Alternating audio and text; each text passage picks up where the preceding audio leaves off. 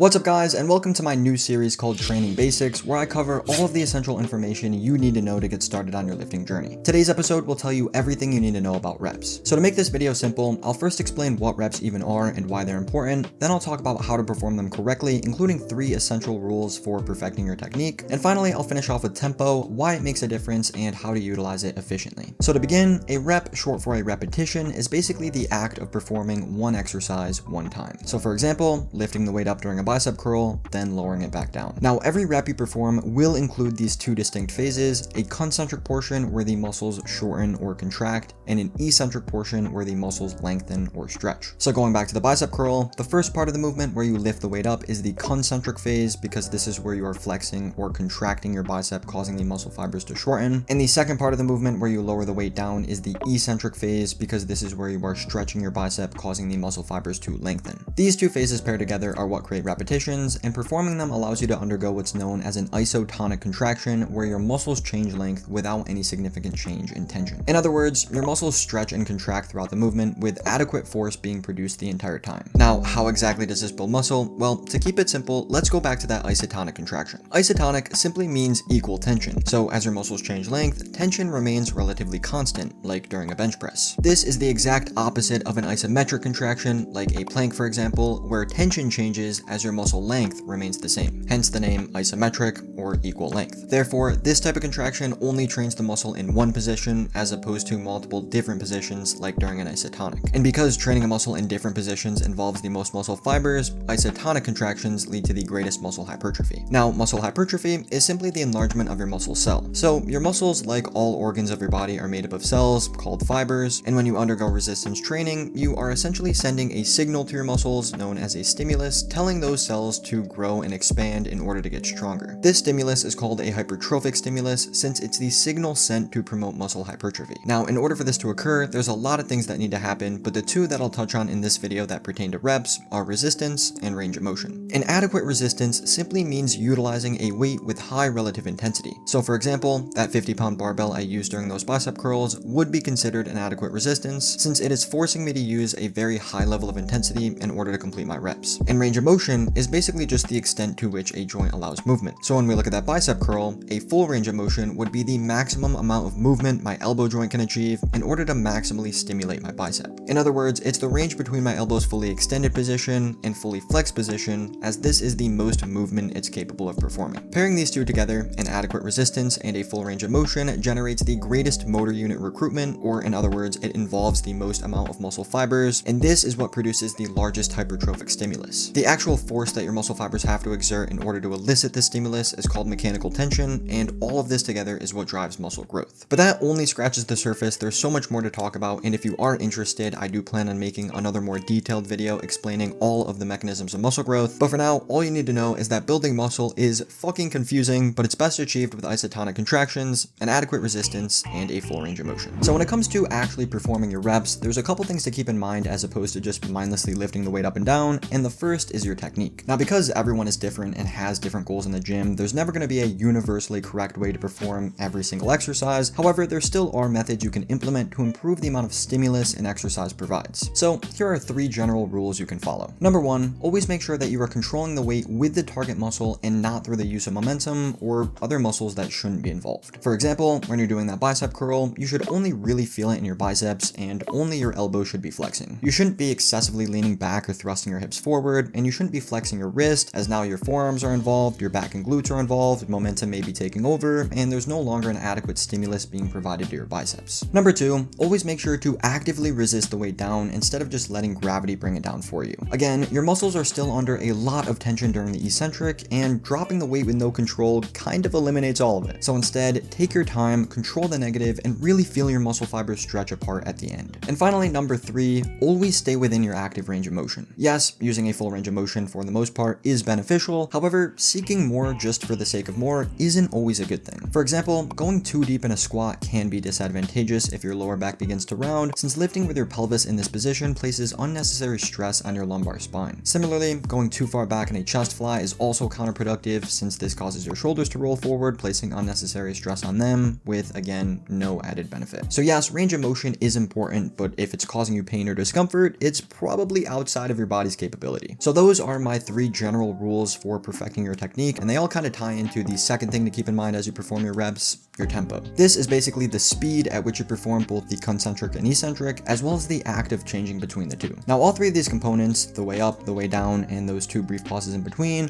all have their own unique purpose in every single movement of every single exercise you perform. Thus, when you're examining your tempo, or when I talk about it in this video, it's best to break down each one individually. When it comes to your concentric, it doesn't actually make too much of a difference whether you choose to perform this deliberately fast or slow, again, assuming you're controlling the weight without excessive use of momentum. When you choose to utilize a fast concentric, you increase the amount of motor units recruited across the entire muscle, but at the cost of each one generating a bit less force. And when you choose to utilize a slow concentric, you decrease the amount of motor units recruited, but with each one generating a bit more force. However, assuming you're training with adequate intensity, your concentric speed will naturally slow down anyways, regardless of how fast or slow you deliberately choose to perform it. That means when you train close to failure, those last few reps will always recruit the most amount of motor units with the highest force production possible. And since these reps are the ones that elicit the most muscle growth, it doesn't make too much of a difference how fast your earlier reps were. So in that case, I'd always recommend using a fast concentric, since it's usually easiest to push as hard as you possibly can on every single rep, and it'll save you time and energy in the gym with no negative impact. That being said, if you're new to the movement and want to improve your technique, or maybe you just have a hard time feeling the muscle, then using a slow concentric may actually be in your best interest, as it will allow you to focus more attention to the target muscle while really being able to control the weight through a full range of motion. But again, both a slow and fast concentric will stimulate muscle growth, so maybe you like to go slow on bicep curls and fast on leg press, or fast on bicep curls and slow on leg press, either one will work. On the other hand, your eccentric speed, or the velocity at which you lengthen your muscle fibers, should always be slow and controlled no matter the exercise. That's because unlike the concentric, your eccentric does not have much effect on motor unit recruitment, and thus doing it fast won't really yield any benefits. However, doing it slow will increase the amount of time your muscle fibers spend under load, and therefore will increase the amount of muscle hypertrophy stimulated. And because the eccentric has been shown to be more hypertrophic than the concentric, this is where most of the muscle will be made. So taking your time to control the rep, stretch the muscle, and actively resist the weight through a full range of motion is always your best bet. That being said, it doesn't need to be this slow. This is just how I personally like to train. As long as your eccentric is under control and you're actively lengthening the muscle without just letting the weight go, you will be fine. And finally, the last piece to your tempo is actually what takes place in between both the concentric and eccentric,